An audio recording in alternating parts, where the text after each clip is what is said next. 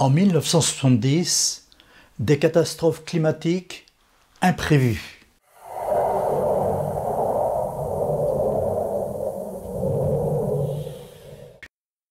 Bonjour les amis, je suis heureux de vous retrouver.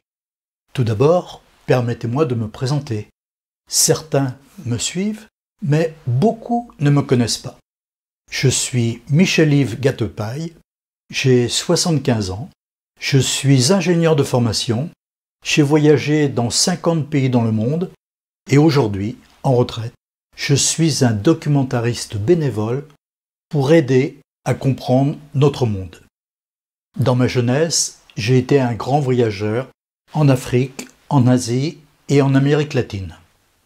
J'ai réalisé une vingtaine de films documentaires sur l'Afrique, sur la grande sécheresse au Sahel de 1970 à 1974, sur les peuples oubliés du Sahel, sur les Touaregs en survie, sur les grands oubliés de l'Afrique, sur l'expérience Ujamaa en Tanzanie, une expérience unique en Afrique, sur le grand président tanzanien Julius Nyerere, le père de l'Ujamaa en Afrique, sur le professeur René Dumont, le grand ingénieur agronome qui a essayé toute sa vie de vaincre la faim partout dans le monde, sur l'éducation en Afrique, sur la traite atlantique, sur l'histoire des esclaves africains, sur le manque d'accès à l'eau potable en Afrique. Tous ces films sont visibles gratuitement sur les chaînes Michel Gattepaille YouTube et Migavision YouTube. J'ai réalisé aussi une quinzaine de podcasts très variés sur l'affreux génocide au Rwanda, sur les changements souhaitables des paroles de la Marseillaise et bien entendu sur la problématique des changements climatiques. Cela fait plus de 50 ans que je m'intéresse aux changements climatiques dans le monde. Et oui, cela fait plus de 50 ans.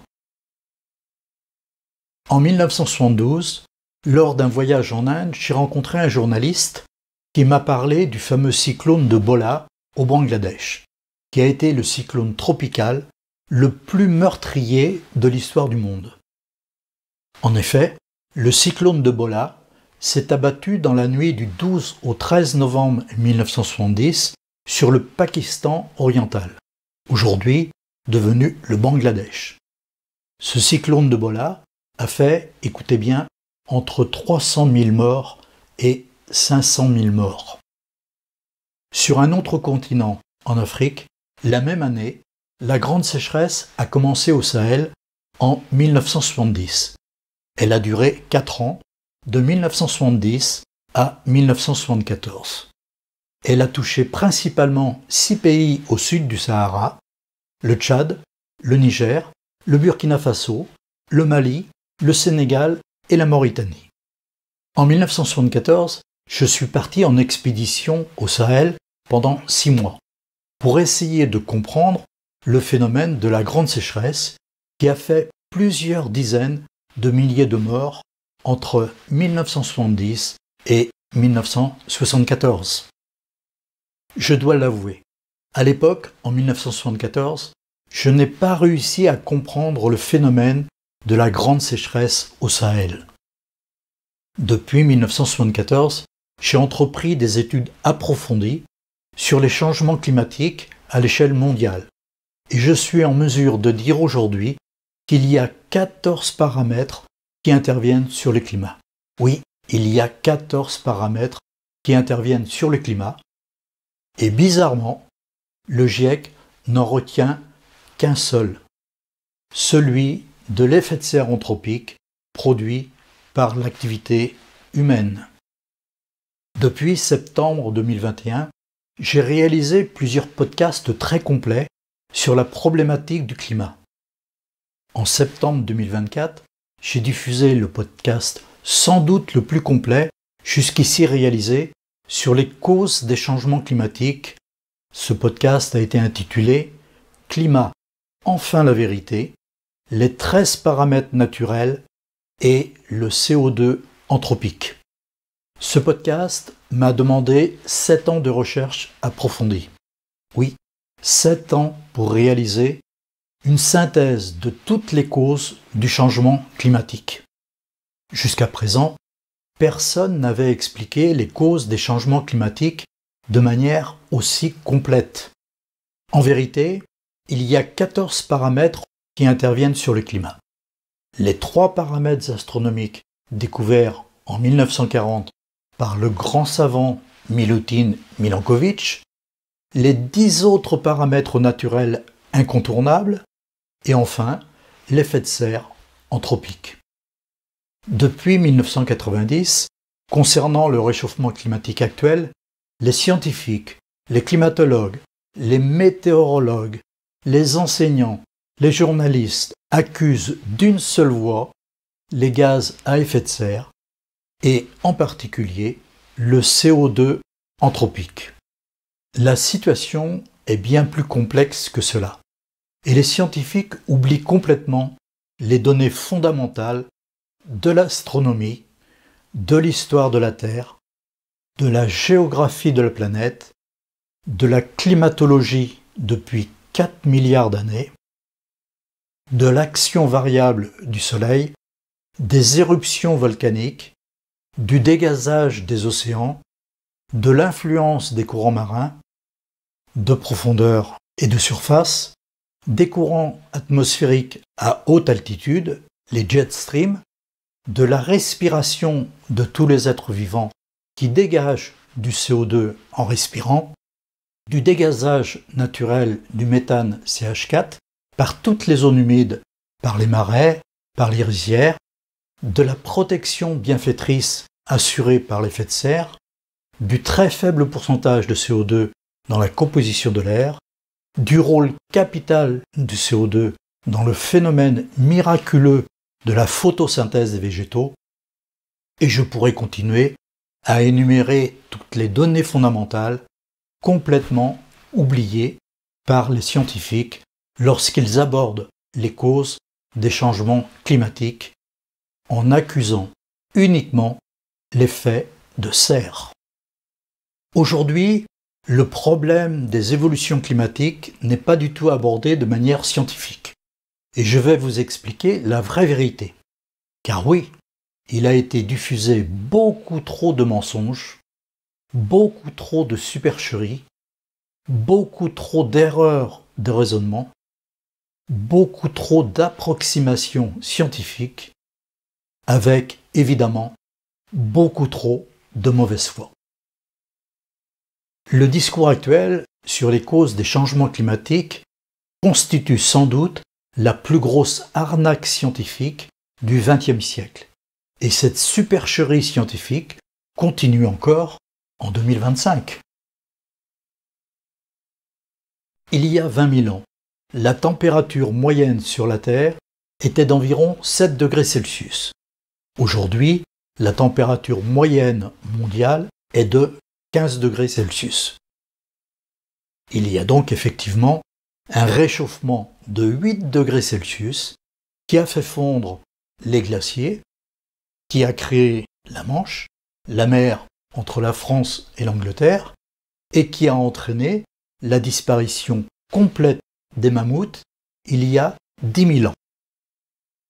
En réalité, le réchauffement climatique actuel a commencé il y a 19 000 ans, bien avant le développement industriel et la combustion des énergies fossiles. Mais, évidemment, personne ne vous a expliqué cela. Personne ne vous a expliqué non plus que s'il n'y avait pas d'effet de serre, la température sur la Terre serait de moins 18 degrés Celsius et sans doute encore moins à cause des phénomènes des glaciations en chaîne. Alors, évidemment, la vie sur Terre serait pratiquement impossible. Personne ne vous a expliqué que le gaz carbonique CO2 est complètement inoffensif et qu'il est aussi nécessaire à la vie pour l'homme que l'oxygène O2.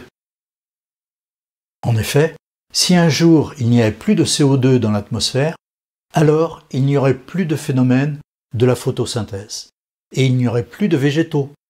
Et alors, la vie sur Terre serait alors complètement anéantie. Aujourd'hui, je vais vous expliquer pourquoi le climat change naturellement depuis 4 milliards d'années et pourquoi des scientifiques sont à l'origine de la supercherie du CO2. Voici les 9 chapitres que j'ai sélectionnés pour vous aider à comprendre les évolutions du climat. Premièrement, en 1970, des catastrophes climatiques imprévues. Deuxièmement, les 14 paramètres qui interviennent sur le climat. Troisièmement, oui, le réchauffement climatique a commencé il y a 19 000 ans. Quatrièmement, la grande évolution du climat. Cinquièmement, l'alternance des périodes glaciaires et des périodes de réchauffement. 6. Il faut impérativement différencier l'effet de serre anthropique de l'effet de serre naturel. 7. 90% du CO2 dans l'atmosphère est d'origine naturelle. 8. Le CO2 est indispensable à la vie sur la Terre. 9. Pourquoi le GIEC ne s'intéresse-t-il qu'à un seul paramètre? Ça, c'est une grande question. Dès maintenant, je dois aussi préciser que la situation dans l'hémisphère sud est bien différente de celle de l'hémisphère nord. Et je suis sans doute le seul scientifique à le dire. Comme vous le savez, leurs caractéristiques géographiques sont complètement différentes. Et en plus, du fait de l'obliquité de l'axe de rotation de la Terre, actuellement 23 degrés 26 minutes, elles sont bien dissemblables concernant l'influence des paramètres astronomiques.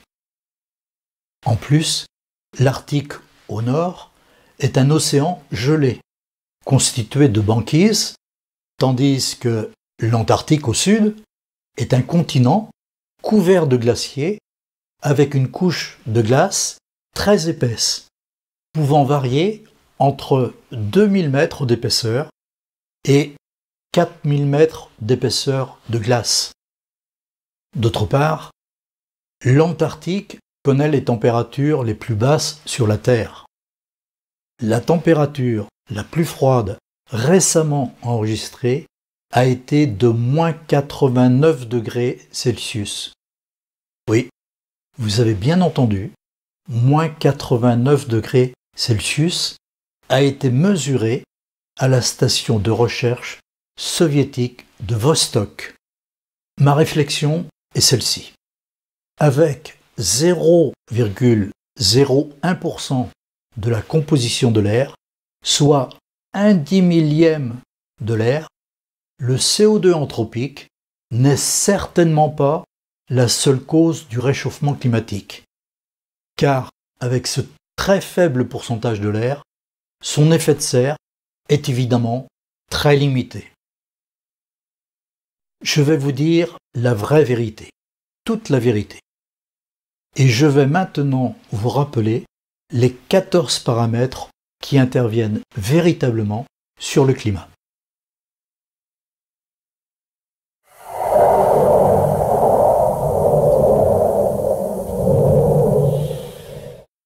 Deux. Les 14 paramètres qui interviennent sur le climat. En septembre 2024, dans un précédent podcast intitulé « Climat, enfin la vérité », les 13 paramètres naturels et le CO2 anthropique. Je vous ai expliqué en détail les 14 paramètres qui interviennent sur le climat. En effet, depuis 4 milliards d'années, le climat de la Terre a toujours changé. Je vais rapidement vous rappeler les 14 paramètres que j'ai recensés en 2024. Il y a tout d'abord les 3 paramètres astronomiques découverts en 1940 par le grand savant Milutin Milankovitch, à savoir la variation de l'obliquité de la Terre, l'excentricité de l'orbite terrestre et la précession des équinoxes. Ces 3 paramètres astronomiques sont depuis toujours les grands responsables des changements climatiques, mais il y a aussi 10 autres paramètres naturels incontournables. Le 4e paramètre est l'émission des gaz à effet de serre naturels. J'insiste fortement sur la notion d'effet de serre naturel, car c'est un paramètre sur lequel nous ne pouvons rien faire, et je le différencie complètement de l'effet de serre anthropique provoqué par l'activité humaine. C'est la démarche que tous les scientifiques devraient adopter, mais malheureusement, ce n'est pas du tout le cas.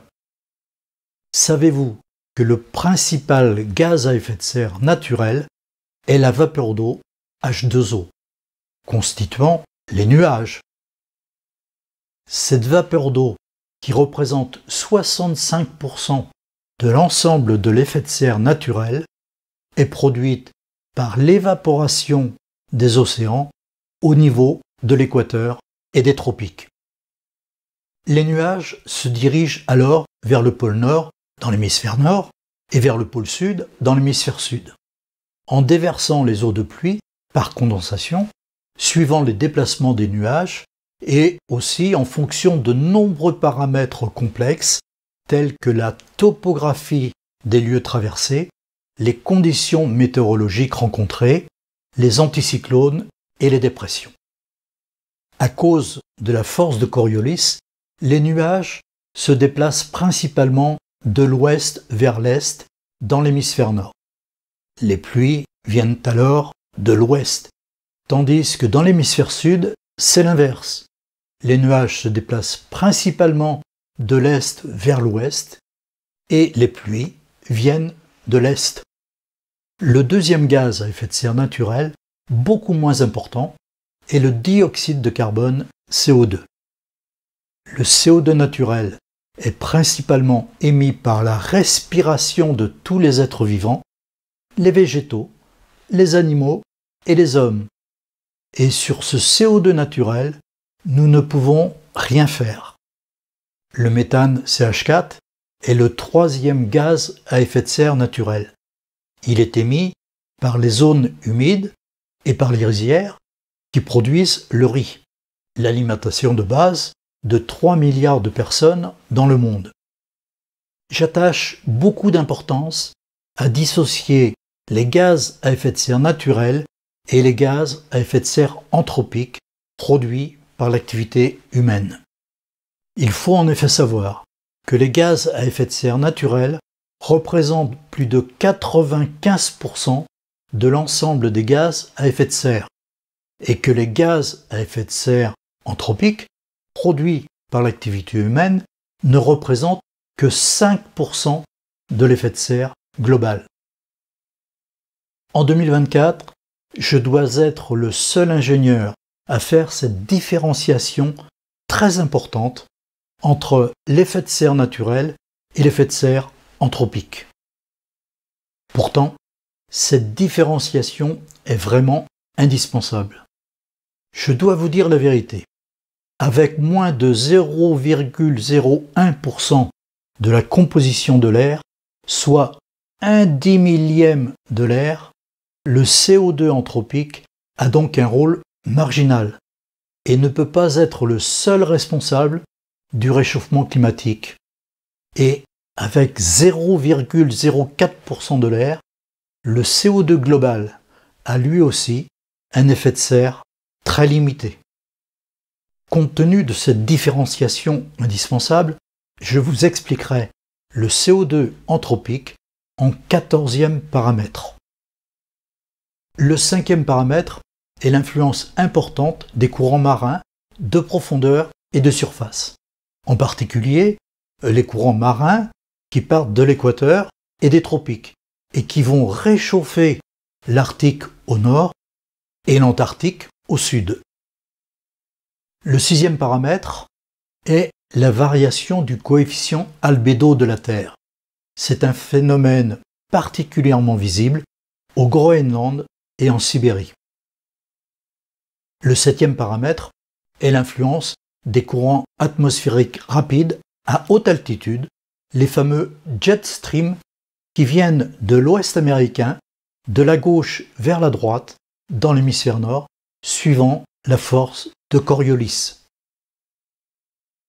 Ce sont ces courants atmosphériques, jet stream, qui ont bloqué les anticyclones sur la France et sur l'Angleterre à 3 reprises différentes entre le 20 juin 2022 et le 14 août 2022 et qui ont été la cause des 3 périodes de canicule en 2022 sur la France, sur l'Angleterre et sur le nord de l'Europe.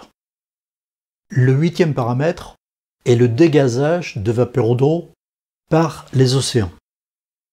Il faut savoir en effet que les océans constituent un système très complexe. Ils absorbent environ 30% du CO2 présent dans l'atmosphère, mais au niveau de l'équateur et des tropiques, ils dégazent aussi beaucoup de vapeur d'eau H2O par évaporation, et cette vapeur d'eau contenue dans les nuages constitue de loin le principal gaz à effet de serre. Oui, le principal gaz à effet de serre est bien la vapeur d'eau contenue dans les nuages.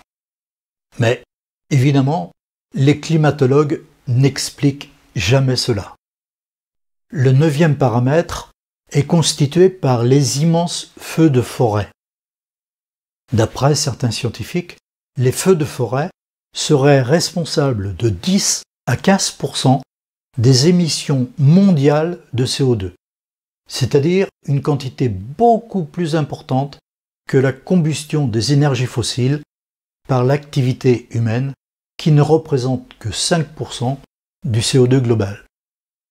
En conséquence, nous pouvons dire qu'il est beaucoup plus important de lutter contre les feux de forêt que de réduire la combustion des énergies fossiles. Évidemment, personne ne vous dira cela. Le dixième paramètre est la variabilité importante des phénomènes météorologiques qui produisent soit des cyclones meurtriers, soit des sécheresses sur plusieurs années, soit encore d'autres aléas climatiques complètement imprévisibles. Aujourd'hui, je pense vraiment que la grande sécheresse au Sahel de 1970 à 1974 a été produite par un phénomène météorologique exceptionnel qui a duré, malheureusement, pendant 4 ans, de 1970 à 1974. Le 11e paramètre est la variation de l'irradiance solaire. En effet, le Soleil ne fournit pas toujours la même puissance, à cause en particulier des taches solaires et des éruptions solaires. Le 12e paramètre est constitué par les grandes éruptions volcaniques qui peuvent effectivement avoir des conséquences dramatiques sur le climat. D'après certains scientifiques, l'éruption volcanique importante du Hunga-Tanga en avril 2022 dans le Pacifique Sud, près de la Polynésie, aurait eu une influence importante sur la canicule de l'été 2022, à cause du dégazage à très haute altitude de beaucoup de vapeur d'eau H2O, de dioxyde de carbone CO2 et de difluor F2. Le 13e paramètre est le miraculeux phénomène de la photosynthèse qui absorbe le CO2 de l'atmosphère et produit en présence de la lumière le fameux glucose C6H12O6, indispensable à la croissance des végétaux, mais la photosynthèse produit aussi de l'oxygène O2 pour la respiration de tous les êtres vivants, tous les animaux et de tous les hommes. Le CO2 est vraiment un bienfait pour l'humanité. En effet, le glucose C6H12O6 est le carburant indispensable pour la croissance des végétaux et l'oxygène est indispensable à la respiration de tous les êtres vivants, les hommes en particulier. Tous les collégiens, tous les lycéens, tous les étudiants, tous les professeurs devraient connaître cette formidable formule de la photosynthèse. 6CO2 plus 6H2O plus de la lumière donne du glucose C6H12O6 plus 6O2. Cela veut dire que 6 molécules de dioxyde de carbone CO2 provenant de l'air, ajoutées à 6 molécules d'eau absorbées par les racines des végétaux, en présence de la lumière du soleil, produisent une molécule de glucose utilisée par la plante en tant que source d'énergie, mais aussi 6 molécules d'oxygène O2 qui sont libérées dans l'atmosphère. Ce processus est indispensable à la vie sur Terre, car il produit l'oxygène que nous respirons. Par cette formule chimique, les scientifiques remarqueront que plus il y a de CO2 dans l'atmosphère, plus il y a de formation de glucose pour la croissance des végétaux, et ainsi meilleurs seront les rendements agricoles. Cette formule nous montre bien que ce sont les molécules de CO2 qui produisent en réalité de l'oxygène O2 que nous respirons et aussi le glucose indispensable pour la croissance des végétaux. Il faut bien comprendre que le dioxyde de carbone CO2 est un gaz vraiment inoffensif et qu'en plus il est aussi indispensable à la vie sur la Terre que l'eau H2O et que l'oxygène O2. Évidemment, personne ne vous a expliqué cela. Le 14e paramètre est l'effet de serre anthropique, provoqué par l'activité humaine. Il faut savoir que le CO2 anthropique, issu de la combustion des énergies fossiles depuis 1850, ne représente que 5% du CO2 global. Oui, vous avez bien entendu, le CO2 produit par l'activité humaine ne représente que 5% du CO2 global, qui lui-même ne représente que 0,04% de la composition de l'air, ce qui est très peu. Avec moins de 1/10 de la composition de l'air, soit 0,01% de la composition de l'air, le CO2 anthropique produit par l'homme a un effet de serre très limité. Et en réalité, il n'est sûrement pas la seule cause du réchauffement climatique. Aujourd'hui, le consensus scientifique n'existe pas, car en réalité, on ne sait pas si c'est l'augmentation du CO2 dans l'atmosphère qui augmente la température sur Terre, ou si c'est l'inverse, à savoir l'augmentation de la température sur Terre qui augmenterait le CO2 dans l'atmosphère. Je vous expliquerai cela un peu plus tard. Il faut que je vous parle aussi d'une donnée arithmétique importante. Depuis 1850, la proportion de CO2 par habitant a été divisée par 3. Oui, vous avez bien entendu, depuis 1850, la proportion de CO2 par habitant a été divisée par 3. En effet, en 1850, il y avait une population de 1,2 milliard d'habitants et un taux de CO2 de 280 ppm. Alors qu'aujourd'hui, en 2025, il y a un taux de 430 ppm de CO2, donc moins du double, avec une population qui a été multipliée par 7. Proportionnellement, le CO2 par habitant a donc beaucoup diminué, puisque concrètement, le CO2 global a été divisé par 3 en l'espace de 170 ans. Évidemment, personne ne vous a dit cela.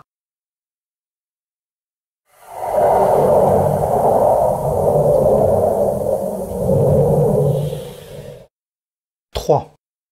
Le réchauffement climatique actuel a commencé il y a 19 000 ans.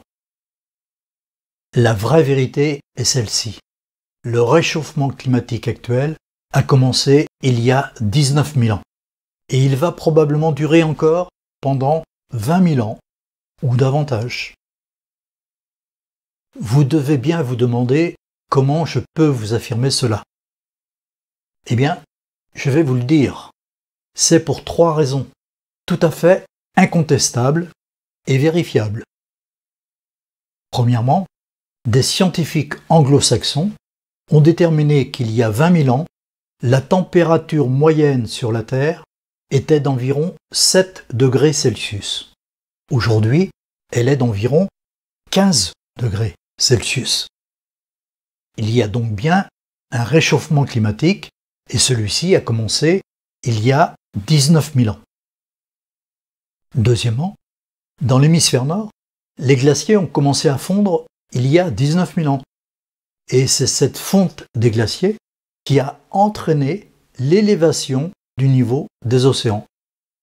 Il y a 20 000 ans, la Manche, la mer entre la France et l'Angleterre, n'existait pas. Le niveau des océans était 120 mètres plus bas qu'aujourd'hui, et les hommes et les animaux pouvaient aller à pied sec de Paris à Londres. Ainsi, depuis 19 000 ans, on assiste à un réchauffement du climat, mais évidemment, ce n'est pas facile à comprendre, car ce réchauffement climatique n'est pas régulier. Il y a des périodes d'accélération, des périodes de stagnation et des périodes de refroidissement. Pour comprendre cela, je vous expliquerai les variations du climat dans le chapitre suivant.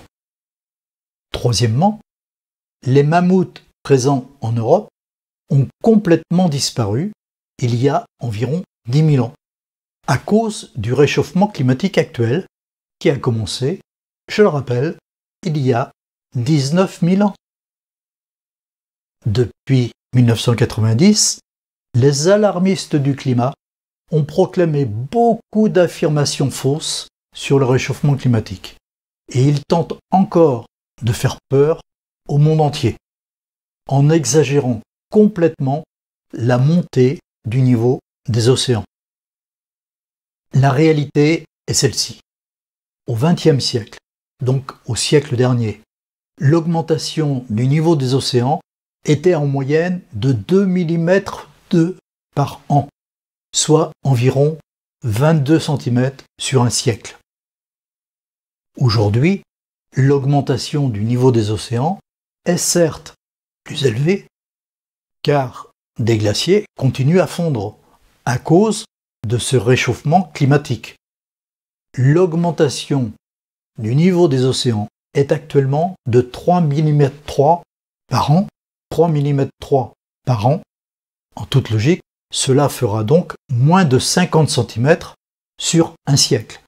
Sauf bien sûr si le glacier Thwaites en Antarctique venait à fondre plus rapidement que prévu, car cela provoquerait alors un changement beaucoup plus rapide, mais aujourd'hui, cette éventualité n'est pas envisagée dans l'immédiat.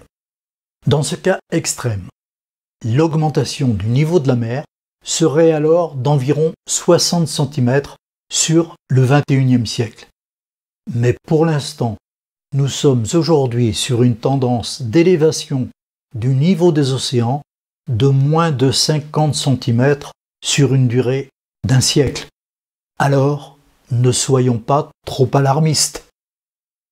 Dans tous les cas de figure, la montée des océans sur un siècle sera bien inférieure à 1 mètre.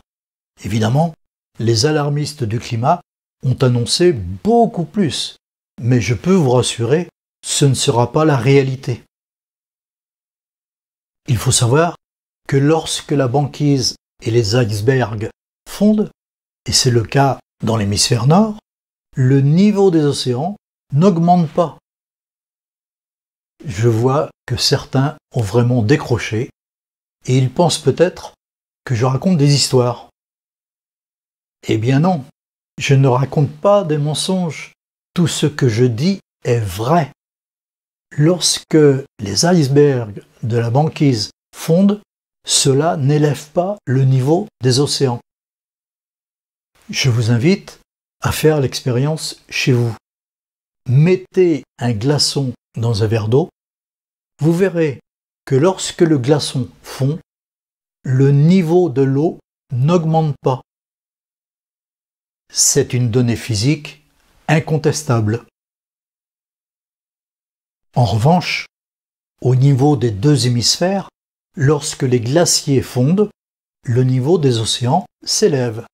Et c'est précisément la fonte des glaciers depuis 19 000 ans qui a entraîné une augmentation du niveau des océans.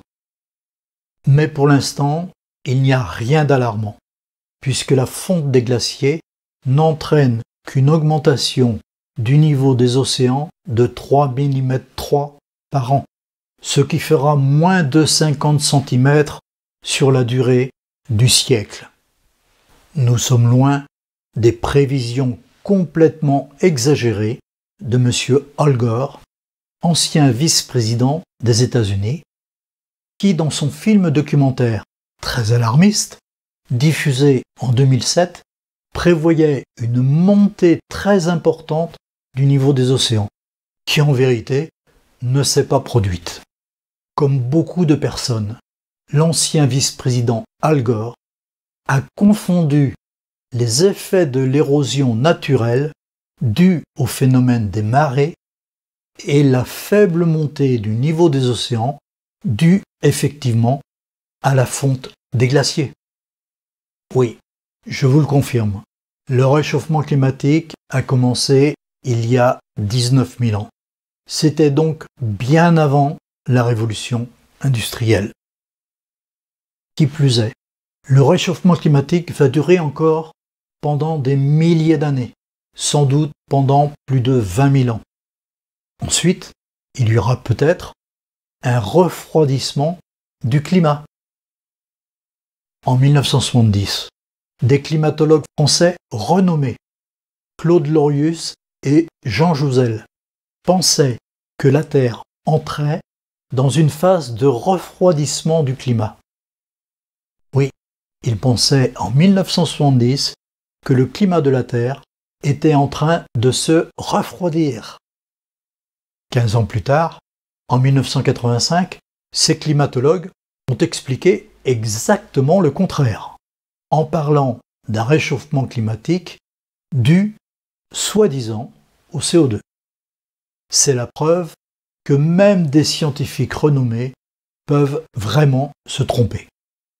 La climatologie est une science très complexe, et j'ai découvert en 2024 qu'il y a 13 paramètres naturels qui interviennent sur les changements climatiques, et qu'il y a en plus, c'est vrai, un paramètre anthropique lié à l'activité humaine.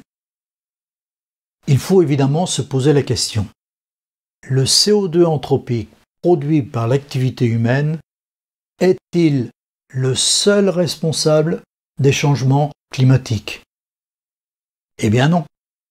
Le CO2 anthropique produit par l'activité humaine n'est pas le seul responsable des changements climatiques, puisque j'ai découvert qu'il y a 13 autres paramètres naturels et astronomiques qui interviennent sur l'évolution du climat. Le CO2 global, composé à la fois par le CO2 naturel et par le CO2 anthropique, représente actuellement 430 ppm de la composition de l'air, soit 0,04% de l'air, ou encore seulement 4/10 millièmes de l'air. Alors évidemment, son effet de serre est très limité. De plus, avec moins de 1/10 millième de la composition de l'air, soit 0,01% de l'air, le CO2 anthropique a une influence encore plus limitée dans l'effet de serre. Et, en conséquence, il a vraisemblablement un rôle très limité dans le réchauffement climatique qui, je vous le rappelle, a commencé il y a 19 000 ans. Aujourd'hui, le consensus scientifique n'existe pas. Et il faudra sans doute attendre probablement 200 ans pour que la vérité scientifique éclate au grand jour. Pour ma part, j'aurais sans doute contribué un peu à la manifestation de la vérité scientifique. Mais c'est certainement d'en haut que je contemplerai enfin cette manifestation de la vérité scientifique. «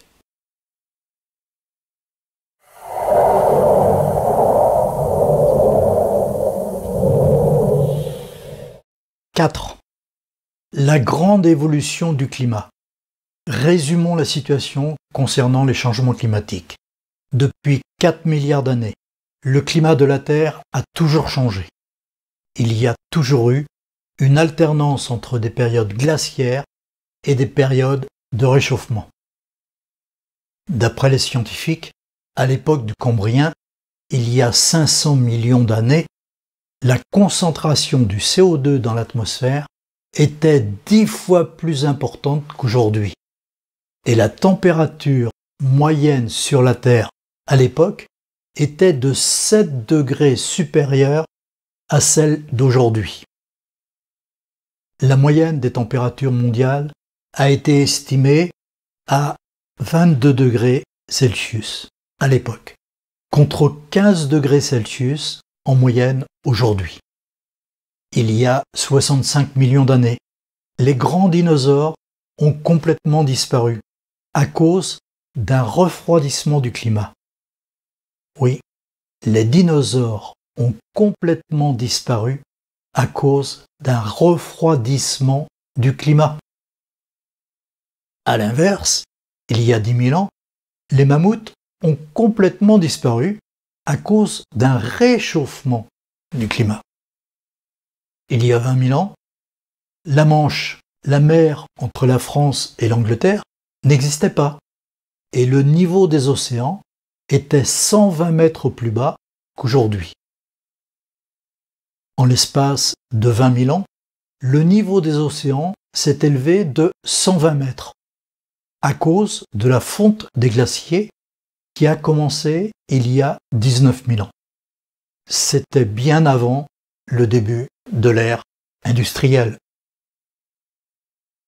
Donc on voit bien que la montée des océans, relativement faible d'ailleurs, 3 mm par an, soit moins de 50 cm sur un siècle, n'est pas liée au CO2 anthropique, ni à l'activité humaine, mais elle est liée à la fonte naturelle des glaciers. La réalité est simple à comprendre. Le réchauffement climatique a commencé il y a 19 000 ans. Et c'est ce réchauffement climatique très ancien qui a fait fondre les glaciers et qui a fait monter le niveau des océans de plus de 120 mètres en 20 000 ans. En Afrique, il y a 20 000 ans, le Sahara était une véritable forêt. Aujourd'hui, c'est un immense désert. Entre l'an 1300 et l'an 1800, il y a eu le petit âge glaciaire qui a fait baisser la température moyenne en France et dans le monde de presque 1 degré Celsius. C'était un petit refroidissement qui a provoqué des disettes et des famines importantes. Tous ces paramètres climatiques sont bien antérieurs à l'ère industrielle. Et encore une fois, on voit bien que le CO2 anthropique n'est pas le seul paramètre à intervenir sur le climat. Il y a 13 autres paramètres naturels qui interviennent, mais le GIEC ne veut pas les prendre en considération. D'après le GIEC, c'est l'activité humaine qui est responsable du réchauffement climatique, ce qui est complètement faux. Oui, c'est vrai, le CO2 est un gaz à effet de serre qui joue un petit rôle sur le réchauffement climatique. Mais il faut bien faire la différence entre le CO2 produit naturellement et le CO2 anthropiques liés à l'activité humaine. Comme on l'a vu, le CO2 est produit à plus de 90% de manière naturelle par la respiration de tous les êtres vivants, les végétaux, les poissons, les animaux et les hommes. Il faut savoir que le CO2 est indispensable à la vie sur la Terre. Oui, c'est la vérité. Le CO2 est vraiment indispensable au phénomène de la photosynthèse. Si un jour il n'y avait plus de CO2 dans l'atmosphère, alors il n'y aurait plus de phénomène de la photosynthèse, plus de végétaux, et donc la vie sur Terre disparaîtrait complètement. Depuis le début de l'ère industrielle, disons depuis 1850, le CO2 anthropique produit par l'activité humaine représente moins de 0,01% de la composition de l'air, soit 1/10 de la composition de l'air. Et par conséquent, on peut considérer que son effet de serre est donc très limité, voire marginal. Il faut rappeler aussi que depuis 1850, le CO2 global n'a pas du tout suivi la croissance de la population, alors que ce sont bien les êtres vivants qui créent naturellement le plus de CO2 par la respiration. Le calcul arithmétique intégrant l'augmentation du CO2 global et l'augmentation de la population mondiale met en évidence que le CO2 global par habitant a été divisé par 3 depuis le début de l'ère industrielle. Oui, cela peut vous étonner, mais c'est la réalité. Le CO2 global par habitant a été divisé par 3 depuis 1850, depuis le début de l'ère industrielle. Évidemment, personne ne vous a expliqué cela. Pourtant, depuis 1990, les scientifiques du GIEC prétendent que l'effet de serre produit par l'activité humaine serait, d'après eux, le responsable du réchauffement climatique, ce qui est complètement faux. La vérité est celle-ci. Oui, il y a bien un réchauffement climatique depuis 19 000 ans. Ce n'est pas nouveau. Ce réchauffement climatique incontestable est difficile à comprendre, car il y a eu des périodes d'accélération, des périodes de stagnation et des périodes de refroidissement. Le CO2 anthropique, avec la combustion des énergies fossiles, a-t-il une petite part de responsabilité dans ce réchauffement climatique? Oui, on peut le penser. Mais, comme on l'a dit, le CO2 anthropique représente moins de 0,01% de la composition de l'air, soit moins de 1/10 de l'air. Alors ce rôle est évidemment marginal. De toute évidence, le rôle du CO2 anthropique est certainement beaucoup moins important que ce que disent les alarmistes du climat.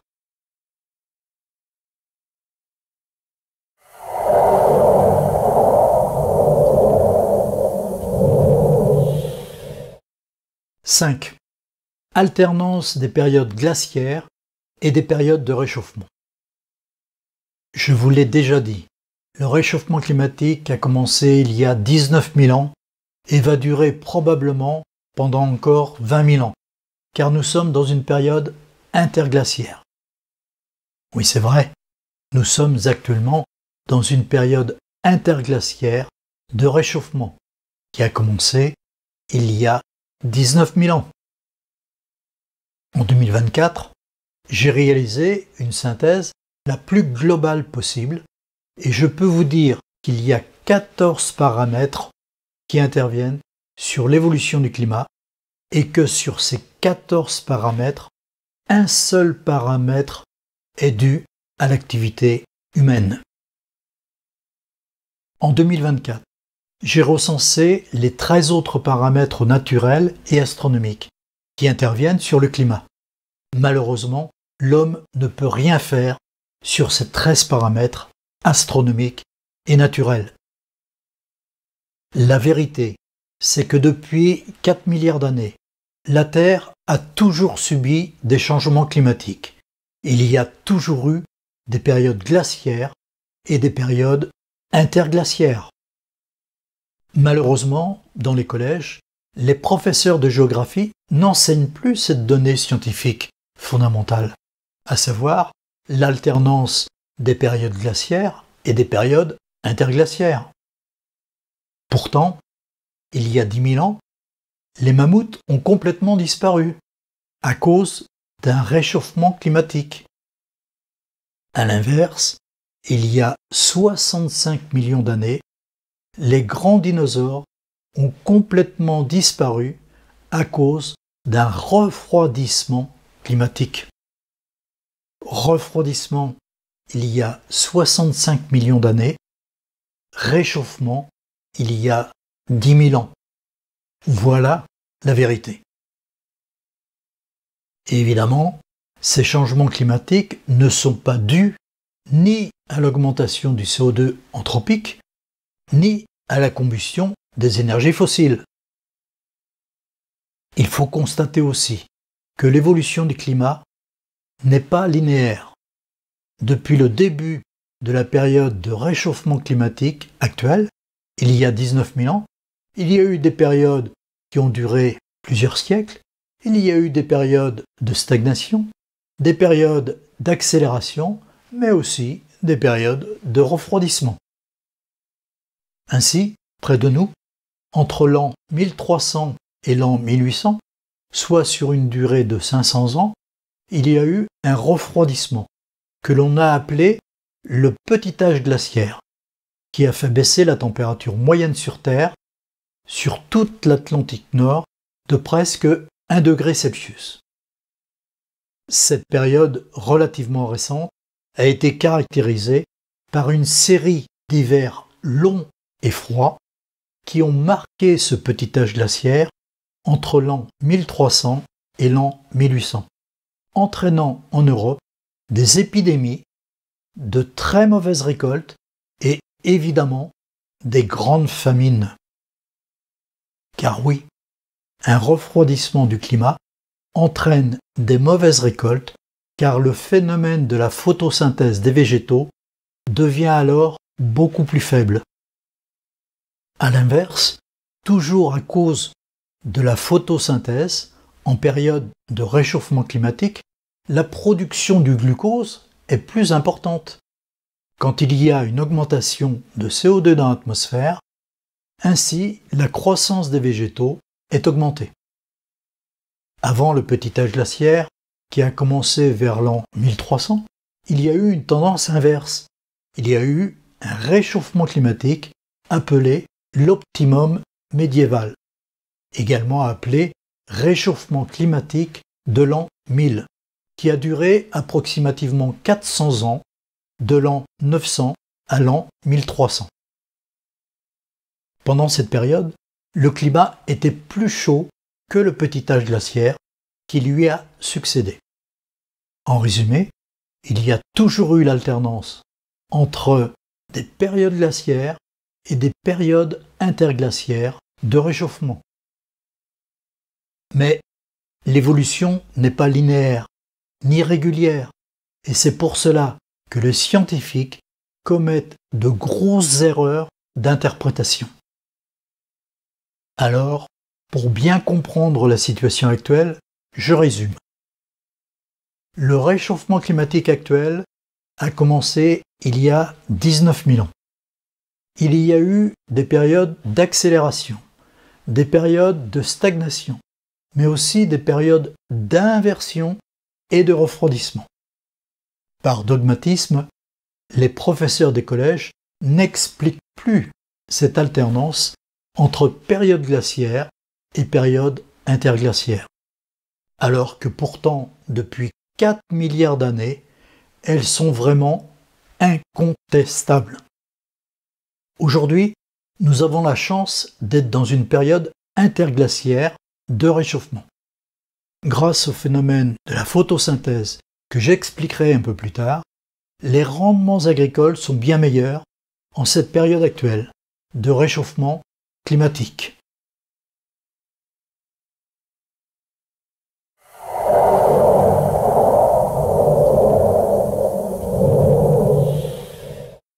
« 6. Il faut impérativement différencier l'effet de serre anthropique de l'effet de serre naturel. Aujourd'hui, je suis convaincu qu'il faut impérativement différencier l'effet de serre anthropique de l'effet de serre naturel, car ce sont deux paramètres complètement différents. Rappelons que l'effet de serre naturel est provoqué d'une part par la respiration de tous les êtres vivants produisant le CO2 naturel, et d'autre part par le méthane naturel CH4 produit par les zones humides, les tourbières, les marais et les rizières. En 2024, je dois être le seul ingénieur français à faire cette distinction entre l'effet de serre naturel et l'effet de serre anthropique. Pourquoi ? De même que je suis le seul scientifique à expliquer que le réchauffement climatique a commencé il y a 19 000 ans et qu'il va probablement durer encore pendant 20 000 ans à cause des paramètres astronomiques et naturels qui ont depuis toujours été la cause de l'alternance entre les périodes glaciaires et les périodes interglaciaires de réchauffement. Malheureusement, depuis 1990, les alarmistes du climat continuent à proclamer des mensonges et des contre-vérités. C'est ce que j'appelle la supercherie du CO2 et de l'effet de serre anthropique. Je suis également le seul scientifique à expliquer que la situation en Antarctique est bien différente de celle de l'Arctique dans l'hémisphère nord, pour au moins deux raisons. D'une part, à cause de l'obliquité de l'axe de la Terre, actuellement 23 degrés 26 minutes. Les phénomènes astronomiques naturels interviennent de manière évidemment dissemblable entre l'hémisphère nord et l'hémisphère sud. Et d'autre part, il faut se rappeler que la constitution physique des deux hémisphères est bien différente. L'Arctique, au nord, est une banquise d'océan glacé, tandis que l'Antarctique, au sud, est un continent constitué de glaciers, c'est-à-dire de glace de terre. Comme je l'ai déjà dit, l'eau résultant de la fonte de la banquise de glace n'élève pas le niveau des océans. Mais en revanche, l'eau résultant de la fonte des glaciers de l'Arctique et de l'Antarctique provoque une hausse du niveau des océans. Elle est actuellement de 3 mm par an, soit moins de 50 cm sur un siècle. Évidemment, c'est difficile à comprendre, mais pourtant, c'est la réalité. Malheureusement, les climatologues ignorent ou oublient ces notions fondamentales de la géographie, de l'astronomie, de la physique, et cela les conduit à commettre des grosses erreurs d'analyse et de diagnostic. Par méconnaissance, évidemment, mais aussi, surtout, par dogmatisme climatique. Rappelons que sur le continent antarctique, la température moyenne est de moins 55 degrés Celsius et le record de froid officiellement enregistré a été de moins 89 degrés Celsius. Je suis aussi le seul scientifique français à expliquer deux choses importantes. D'une part, j'ai découvert qu'il y a 14 paramètres qui interviennent sur le climat, et d'autre part, j'explique que l'effet de serre anthropique a vraisemblablement un rôle très limité. En effet, le CO2 anthropique produit par l'activité humaine représente moins de 0,01% de la composition de l'air, soit moins de 1/10 de l'air. On peut donc dire qu'il ne représente qu'un pourcentage très faible et que par conséquent, son effet de serre est vraiment marginal. Rappelons qu'il y a 65 millions d'années, les grands dinosaures ont complètement disparu à cause d'un refroidissement climatique. Oui, vous avez bien entendu, les grands dinosaures ont complètement disparu à cause d'un refroidissement du climat. À l'inverse, les mammouths ont complètement disparu il y a 10 000 ans à cause d'un réchauffement du climat. L'histoire nous le montre. Depuis 4 milliards d'années, il y a toujours eu une alternance entre les périodes glaciaires et les périodes interglaciaires. Alors, pourquoi des membres de l'IPCC et du GIEC ont-ils dit en 2022 et 2023 que le réchauffement climatique est entièrement imputable à l'effet de serre produit par l'activité humaine? Pourquoi? Évidemment, cela est un gros mensonge. En réalité, l'effet de serre naturel provoqué par la respiration de tous les êtres vivants est bien plus important que l'effet de serre du CO2 anthropique produit par la combustion des énergies fossiles. Je rappelle encore une fois que le CO2 est un gaz complètement inoffensif, mais en plus, il est aussi indispensable à la vie sur Terre que l'oxygène O2. Pourquoi l'IPCC et le GIEC ne s'intéressent-ils qu'à un seul paramètre sur les 14 paramètres que j'ai aujourd'hui recensés? Pourquoi? Pourquoi est-ce que le GIEC français ne fait pas la différenciation entre l'effet de serre naturel et l'effet de serre anthropique? Pourquoi? Voilà la grande supercherie du CO2 que je vous expliquerai un peu plus tard.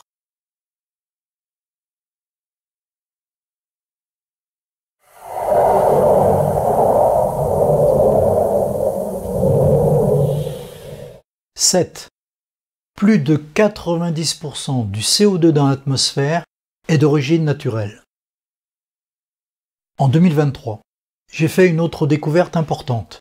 Les effets des 14 paramètres sont évidemment très complexes et j'ai découvert qu'ils s'ajoutent ou bien se retranchent suivant un concours de circonstances tout à fait imprévisible.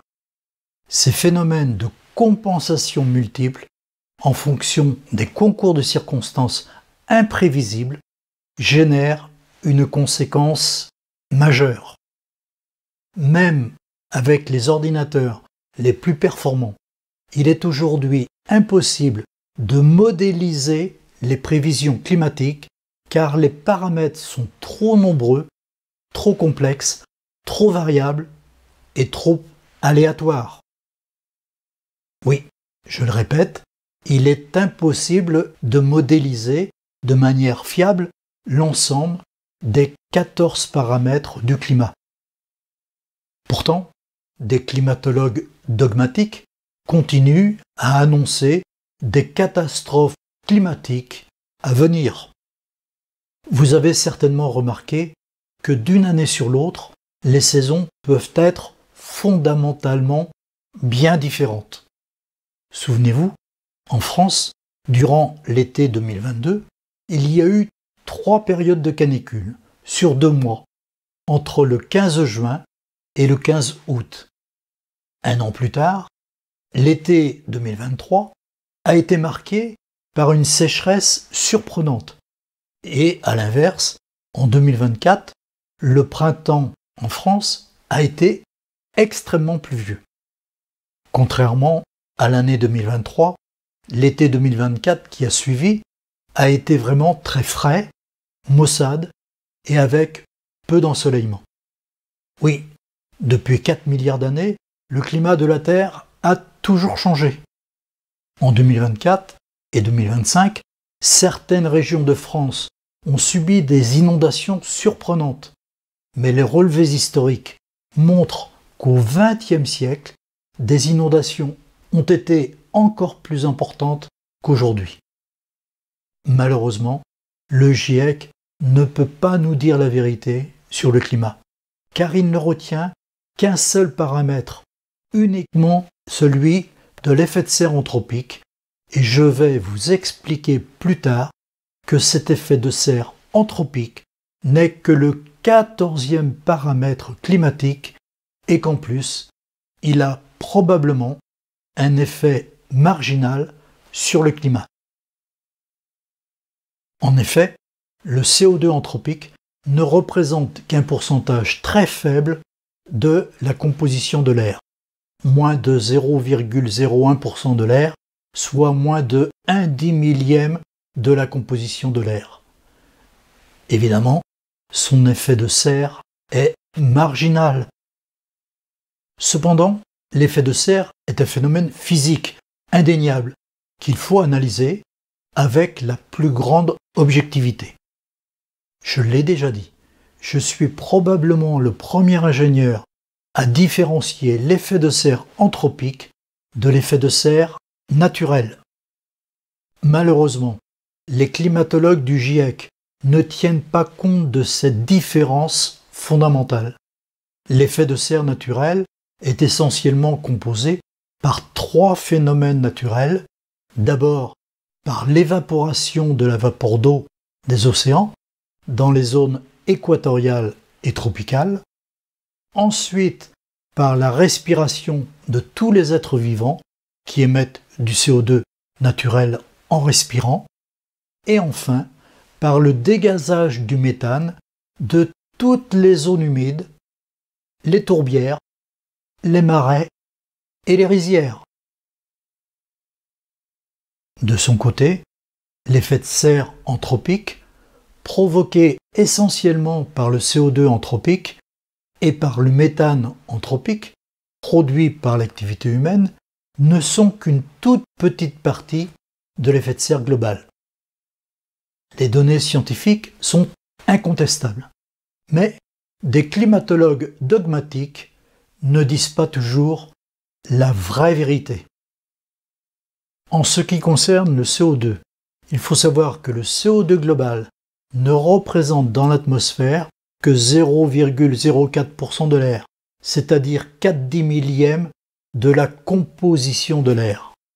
Oui, vous avez bien entendu, le CO2 global dans l'atmosphère ne représente que 430 ppm, parties par million, c'est-à-dire 4/10 millième de la composition de l'air. Le CO2 anthropique, produit par l'activité humaine, est encore beaucoup plus faible. Le CO2 produit par l'activité humaine représente moins de 1/10 millième de la composition de l'air. Oui, vous avez bien entendu, le CO2 produit par l'activité humaine représente moins de 1/10 millième de la composition de l'air, et son effet de serre est donc très limité. Je l'ai déjà dit, plus de 90% du CO2 dans l'atmosphère est d'origine naturelle. Il est produit par la respiration de tous les êtres vivants, par les végétaux, par les animaux et bien entendu par la respiration des hommes. Nous verrons plus tard que le CO2 est un gaz complètement inoffensif et qu'il est vraiment indispensable à la vie sur la Terre. Est-ce que quelqu'un vous a déjà expliqué cela? Non, évidemment pas.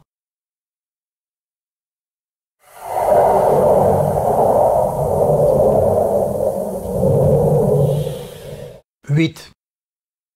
Le CO2 est un gaz indispensable à la vie sur la Terre. Au début de l'ère industrielle, en 1850, la population mondiale était d'environ 1,2 milliard d'habitants.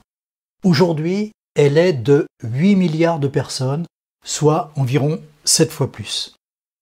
En 1850, le taux de CO2 global dans l'atmosphère était de 250 ppm, 250 parties par million.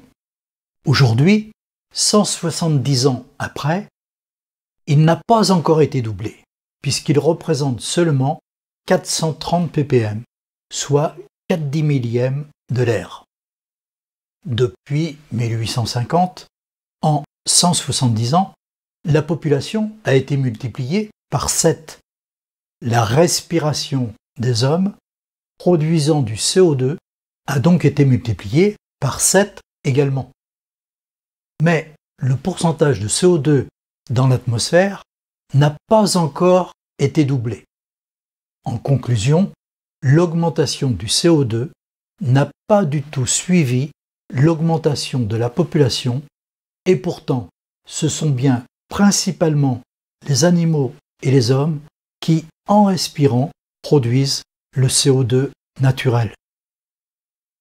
Ces données incontestables concernant le CO2 global et l'augmentation de la population mondiale mettent en évidence de manière arithmétique que depuis le début de l'ère industrielle, le CO2 global par habitant a été divisé par 3.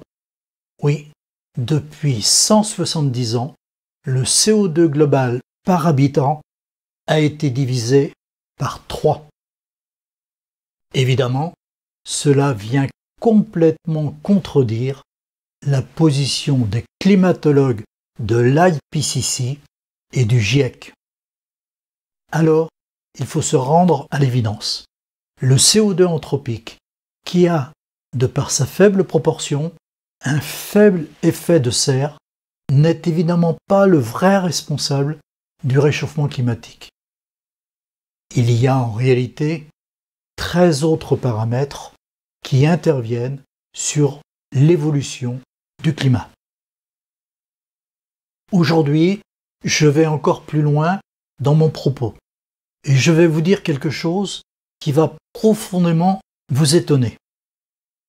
Le CO2 est indispensable à la vie sur la Terre et nous devrions tous les jours remercier le CO2 pour les bienfaits climatiques qu'il nous apporte.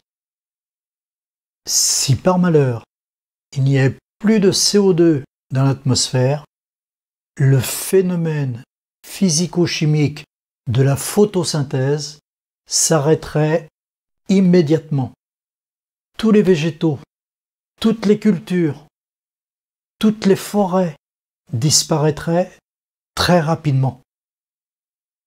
Évidemment, la vie sur Terre serait complètement anéantie. Personne ne vous a expliqué cela, mais pourtant, c'est la vérité.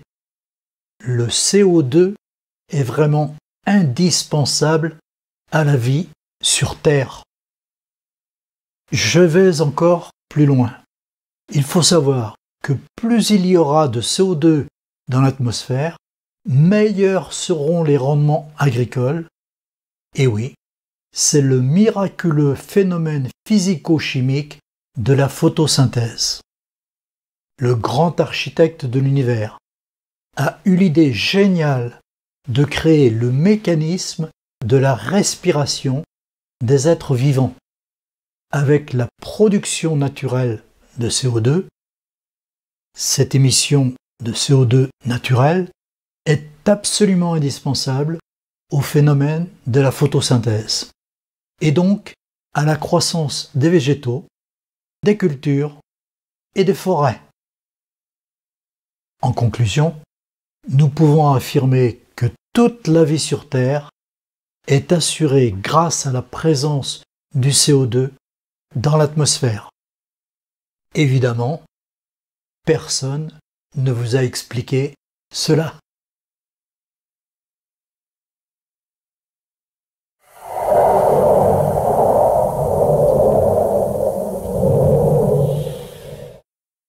9. Pourquoi le GIEC ne s'intéresse-t-il qu'à un seul paramètre? Dans un podcast précédent, diffusé en septembre 2024, intitulé « Climat, enfin la vérité », les 13 paramètres naturels et le CO2 anthropique. Je vous ai expliqué qu'il y a 14 paramètres qui interviennent sur le climat. Ma synthèse a demandé 7 ans d'études et elle est sérieuse et incontestable. Moi je vous dis que si vous prenez l'avion plus de 4 fois dans votre vie, cela ne changera rien à l'évolution du climat. Car avec moins de 0,01% de la composition de l'air, soit moins de 1/10 de l'air, le CO2 anthropique a un rôle vraiment très marginal sur l'évolution du climat. Alors, il faut se poser la question, pourquoi l'IPCC, qui dépend de l'Organisation météorologique mondiale et de l'ONU, ne s'intéresse-t-il qu'à un seul paramètre, celui de l'effet de serre anthropique? La vérité, c'est que le cadre de la mission de l'IPCC, défini en 1988, est beaucoup trop restrictif et que de par sa mission très restrictive, l'Organisation météorologique mondiale et l'ONU empêchent véritablement l'IPCC, le GIEC en français, de faire une analyse exhaustive sur tous les paramètres qui interviennent sur le climat. Dans une école d'ingénieurs, on apprend à tenir compte de tous les paramètres qui interviennent sur un mécanisme ou sur un phénomène. Malheureusement, le GIEC n'est pas du tout dans cette démarche scientifique.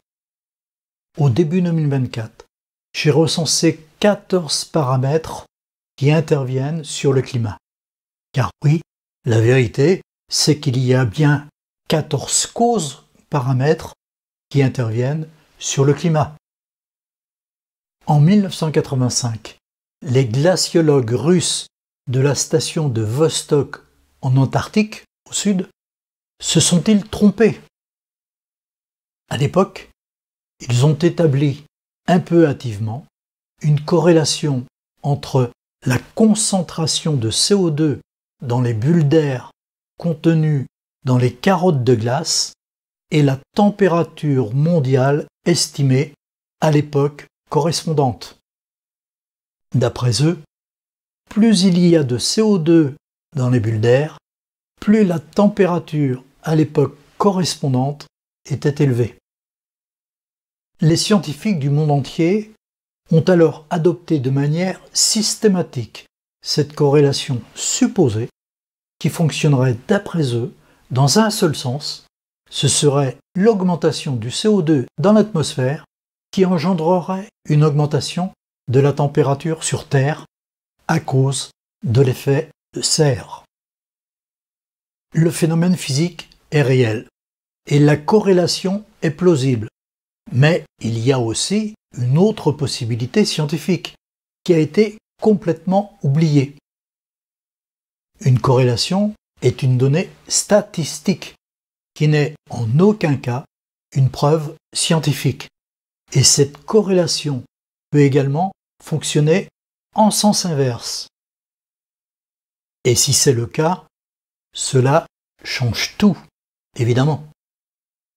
En 2007, des scientifiques anglo-saxons ont formulé une analyse bien différente, avec la réalisation d'un film documentaire, The Great Global Warming Swindle. Ce titre du documentaire anglais, traduit en français, est très explicite. Il veut dire « la grande arnaque du réchauffement climatique ». Malheureusement, la censure des politiques et des médias est intervenue et la diffusion de ce documentaire anglo-saxon a été fortement empêchée dans les télévisions européennes.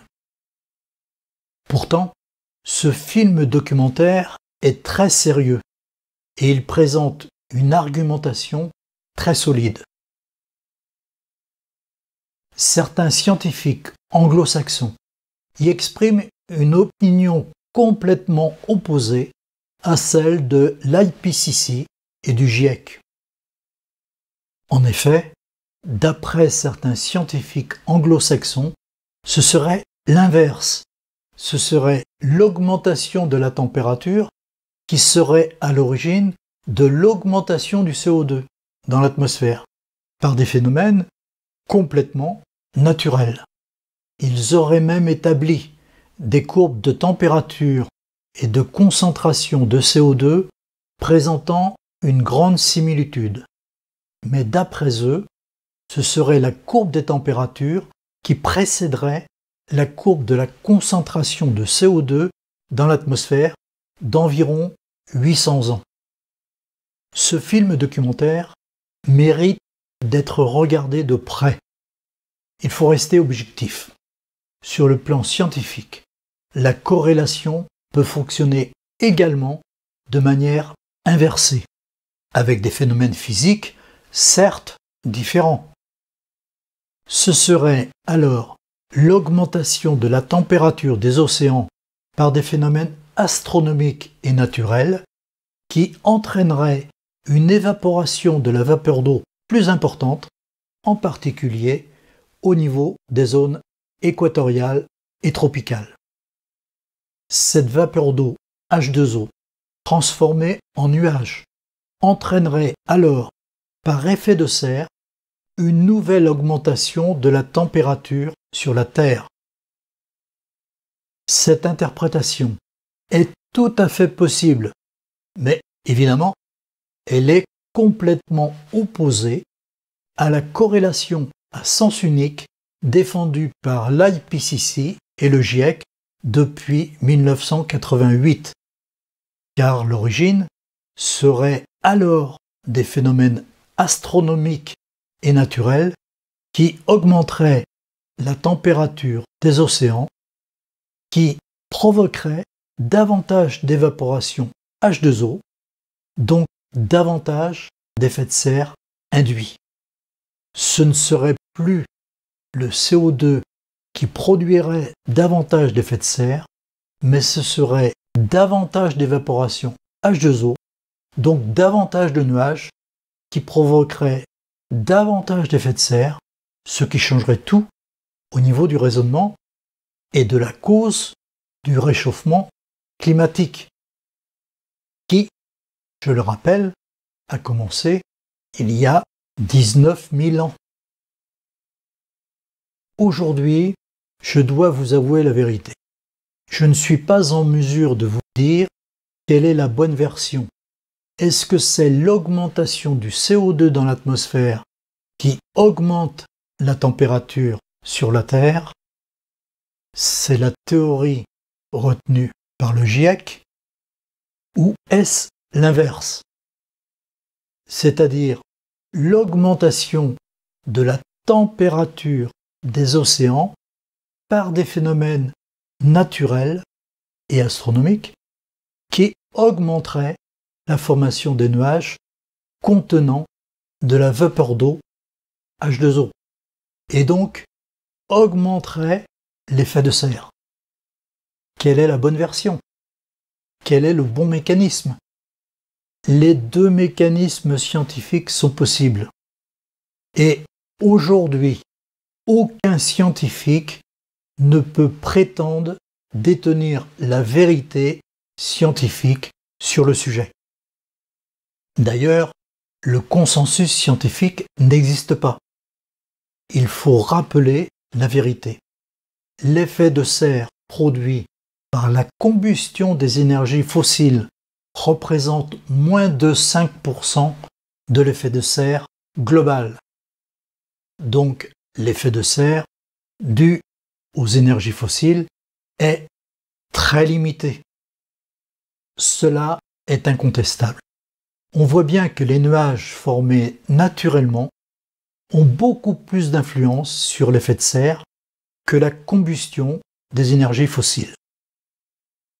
L'autre vérité incontestable, c'est que le CO2 anthropique créé par l'activité humaine représente moins de 0,01% de la composition de l'air, soit moins de 1/10 de l'air, et donc par conséquent, l'effet de serre du CO2 anthropique est de toute façon très limité.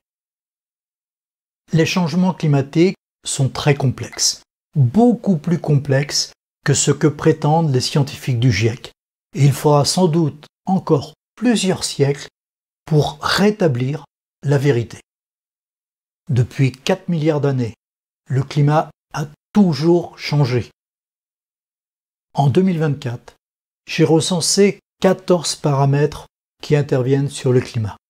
Il y a les 3 paramètres astronomiques découverts en 1940 par le grand savant Milutin Milankovitch. Il y a aussi 10 autres paramètres naturels qui interviennent sur le climat. Et en 14e paramètre, il y a effectivement un peu d'effet de serre anthropique produit par la combustion des énergies fossiles.